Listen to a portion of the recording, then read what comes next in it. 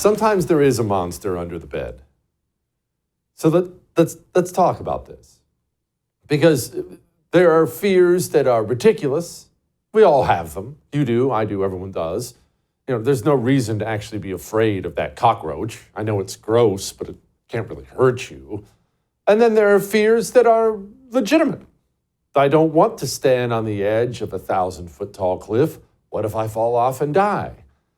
Now, the question always is with our fears, how much of it is legitimate? How much of it have we concocted in our minds?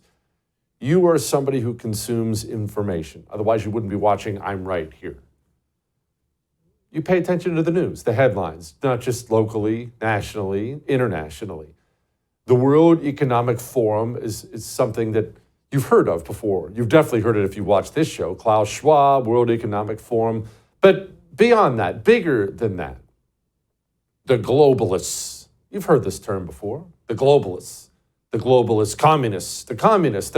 You've heard all these terms before. So what's going on? What's the actual truth behind that? Is there actually a group of people who have joined together, secretly trying to take over the world? Yeah, actually, that's real. It sounds like it's not, but it's not. And it's very easily understandable when you dig down into communism, really, and how it originated. Communism's cry was what? Workers of the where should unite.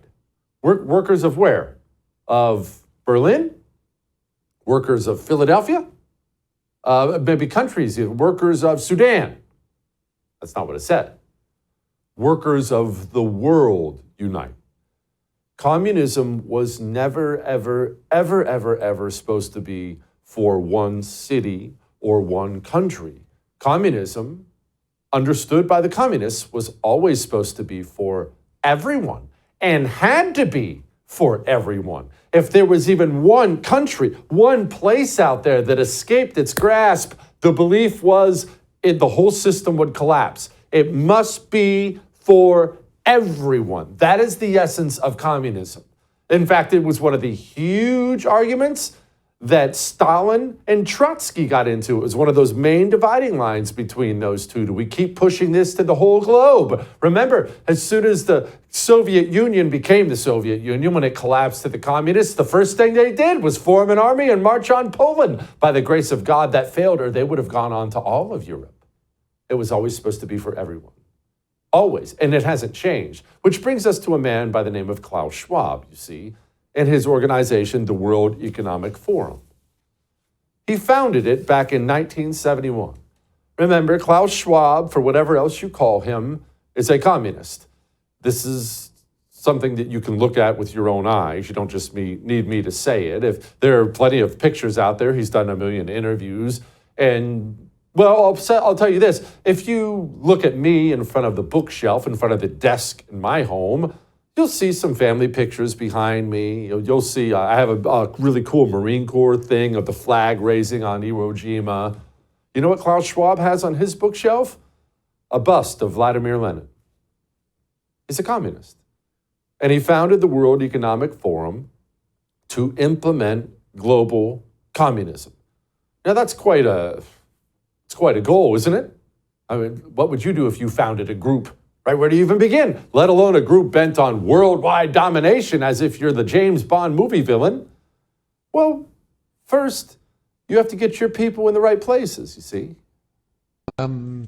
What we are very proud of now is the young generation, like Prime Minister Trudeau, President of Argentina and so on, is that we penetrate the cabinets. Penetrate the cabinets. You didn't think they were just going to try to persuade populations to embrace global communism. Communism doesn't do that. They know they're never going to persuade you to embrace that kind of horror. So you just get your people in positions of power to force things. That's what Klaus Schwab, that's what his organization believes. And every brand of communism, Klaus Schwab and his very powerful group have been right behind it, pushing it. And the one they seem to love the most is this whole climate communism thing. Klaus Schwab famously said, he said it, well, his organization said, I don't know if it was him specifically, you will own nothing and be happy. They said that. They meant that. And as I've said so many times before, climate communism, the whole going green thing, it's communism's final form. It's communism's most murderous form. In fact, it is the most murderous religion that has ever existed on the planet. If the climate communists got their way, and they're trying every single day, they would kill more people than Stalin, Mao, Hitler, Pol Pot, Genghis Khan, all of them combined by orders of magnitude. That's how murderous and deadly it is. The entire essence behind it is your poison. You, human being. You just being here. It's killing everything, let alone the car you drive, the productivity, the things you enjoy. All these things are killing Mother Earth. If you would just die, it would take care of a lot of problems. That's what these people believe. Klaus Schwab has been a leader on this issue for a very long time. To limit global warming, you are demanding to halt to coal, oil, and gas exploration. You are asking firms to replace any corporate board directors who is unwilling to transition to cleaner energy sources. Wild how communists love this climate change stuff. Isn't it so funny how often those two worlds just seem to merge? It's almost like it's the same religion, which of course it is, which brings us back to Schwab and his organization, the World Economic Forum. We'll get to the turnover in leadership here in just a moment. But Schwab was also famously, he has talked about this thing called stakeholder capitalism. We should make here again let's say a differentiation. On the one hand, we have state capitalism. On the other hand, we have shareholder or private capitalism. So it's a clash between two systems. I believe that state capitalism in the short term provides certain advantages because you can mobilize in a concentrated way a lot of resources to reach a specific objective. But I believe that the future is not state capitalism or shareholder capitalism. The future is what I call stakeholder capitalism, which is combined with the social responsibility.